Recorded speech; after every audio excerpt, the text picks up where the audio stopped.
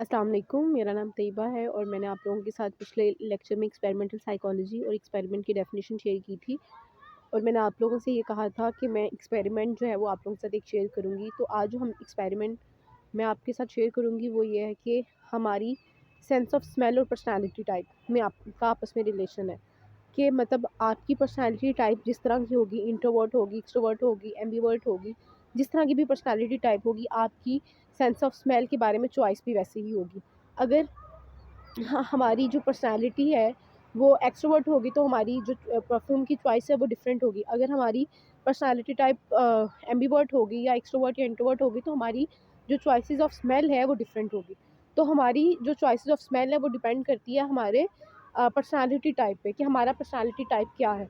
और उसके अलावा इसका पर्पस यही है कि to study how different personalities prefer different choice of perfume, कि हम ये स्टडी करते हैं कि डिफरेंट पर्सनालिटीज़ जो हैं वो डिफरेंट चॉइस ऑफ परफ्यूम्स को जो है वो प्रेफर करती हैं। ये हमारी स्टडी का पर्पस जो है वो यही है कि हम ये फाइंड करना चाहते हैं कि डिफरेंट पर्सनालिटी टाइप्स जो हैं वो डिफरेंट चॉइसेस ऑफ परफ्यूम्स जो हैं वो प्रेफर करती हैं। तो इसमें जो पर्सनालिटी की डेफिनेशन है वो ये है कि personality is the dynamic organization within the individual of those psychophysical systems that determine his unique adjustment to his environment. तो पर्सनैलिटी एक्चुअली क्या है, हर इंसान की पर्सनैलिटी डिफरेंट होती है, हर इंसान के करैक्टरिस्टिक्स डिफरेंट होते हैं। तो आपकी जो अपने इन्वायरमेंट के साथ एडजस्टमेंट है वो डिपेंड करती है आपके यूनिक साइकोफिजिकल उस पे कि आपकी साइकोफिजिकल सिस्टम कैसे वर्क करता है। आपका साइकोफिजिकल सिस्टम जैसे वर्क करेगा उसके अकॉर्डिंग आप अपने इन्वायरमेंट के साथ किस तरह रिलेट करते हैं, आपके एट्रीब्यूट्स किस तरह के हैं, अपने अपने एट्रीब्यूट्स के अकॉर्डिंग, अपनी पर्सनालिटी के अकॉर्डिंग जब हम इन्वायरमेंट में फ़िट होने की कोशिश करते हैं तो वो हमारी पर्सनालिटी होती है कि हर इंसान का यूनिक जो है वो साइकोफिजिकल सिस्टम है और हर इंसान की अपने इन्वायरमेंट के साथ यूनिक जो है वो एडजस्टमेंट होती है। तो ये हमारी होती है पर्सनैलिटी। कि पर्सनैलिटी जो है एक्चुअली यही है कि हर इंसान एक स्टिमुलस है, हर इंसान जो है उस स्टिमुलस को देख के डिफरेंट तरीके से रिएक्ट करता है। ठीक है, हर इंसान का जो रिएक्शन है वो डिफरेंट होगा अकॉर्डिंग टू हिज पर्सनैलिटी, हर पर्सनैलिटी। तो ये पर्सनैलिटी है। उसके अलावा इसकी जो प्राइमरी फैक्टर्स हैं वो यही है न्यूरोटिसिज्म। तो न्यूरोटिसिज्म क्या होता है कि हम इजीली जो है uh tendency to easily experience unpleasant emotions such as anger, anxiety और डिप्रेशन। इस पर्सनालिटी टाइप में क्या होता है कि हमारे जो अनप्लेजेंट इमोशंस होते हैं हम उनको जल्दी जो है वो करते हैं, इजीली एक्सपीरियंस करते हैं। जब भी कोई मुश्किल वक्त आया, जब भी कोई परेशानी आई तो हम एंजाइटी, एंगर या डिप्रेशन जो है वो साइकोलॉजिकल जो प्रॉब्लम्स हैं वो इंसान जल्दी जो है वो उनको एक्सपीरियंस करना शुरू कर देता है। तो ये न्यूरोटिसिज्म है। उसके बाद सेकंड वाली जो पर्सनालिटी फैक्टर है वो है एक्सट्रोवर्जन। एक्सट्रोवर्जन में क्या होता है कि the tendency to seek stimulation and the company of others. इंसान जो एक्सट्रोवर्जन में क्या करता है कि इन्वायरमेंट के साथ जो है वो ज़्यादा जो है बाहर निकलता है अपनी फैमिली में, सर्कल में, सोशल सर्कल में। उसको जो है वो लोगों के साथ कम्युनिकेट करना, लोगों के साथ बात करना, लोगों के साथ मिलना उसको पसंद होता है। तो ये एक्स्ट्रोवर्जन है कि इंसान की जो है वो पर्सनैलिटी है कि वो बाहर जाता है और लोगों के साथ कम्युनिकेट करता है, उसको जो है वो चीज़ें अट्रैक्ट करती हैं। तो थर्ड वाली आती है एग्रीएबलनेस।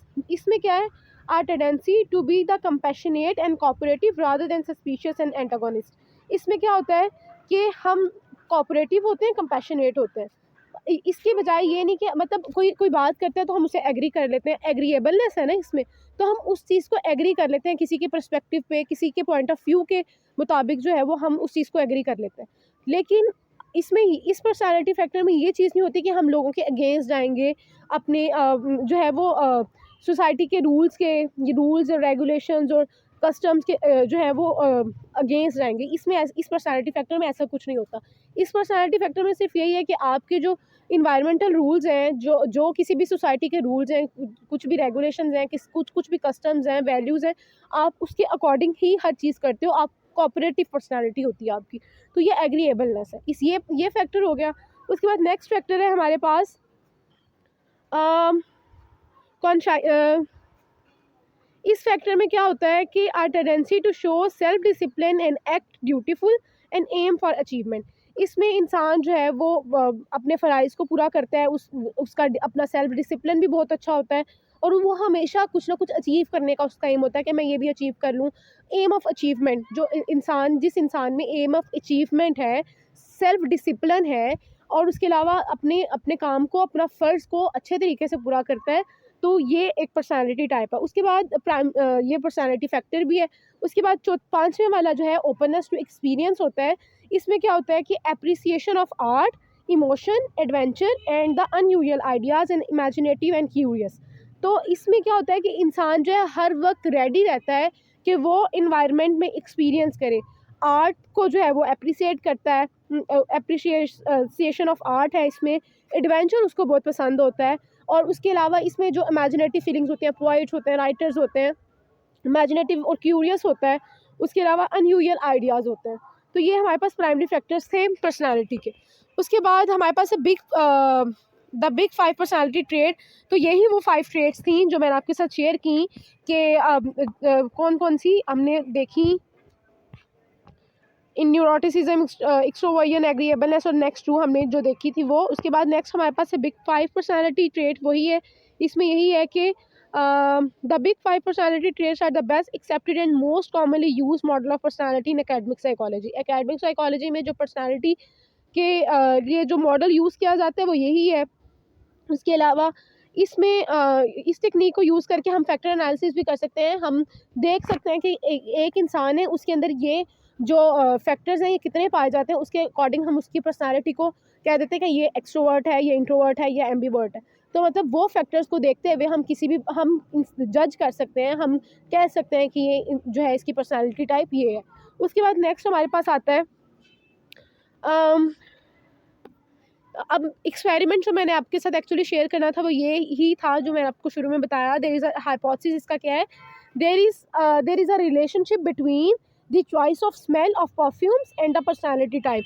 कि हमेशा जो है हमारा हाइपोथेसिस ये, हमारा मफरूज़ा ये है कि हमने जो हमारी choice of smell of perfumes है, जो परफ्यूम्स के बारे में हमारी चॉइस है और हमारी पर्सनालिटी टाइप के दरमियान कोई ना कोई रिलेशनशिप है।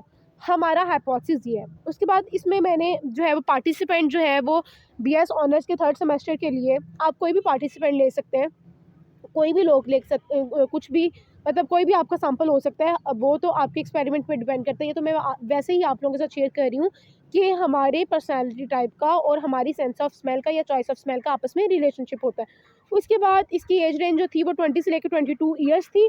और उसके अलावा जो था हमारे पास इसका प्रोसीजर यही था कि हमने जो अपने सब्जेक्ट्स लिए थे, हमने उनको यही कहा कि मतलब वो मार्केट में जाएँ और किसी भी पैसे के बगैर, मतलब सोचे बगैर कि उसकी प्राइस क्या है, और उसके बाद आप उसको सेलेक्ट कर लें कि आपकी मतलब आप कोई भी परफ्यूम सेलेक्ट कर लें और उसके अलावा जो है वो आप बाद में हमारे पास लेके आएँ।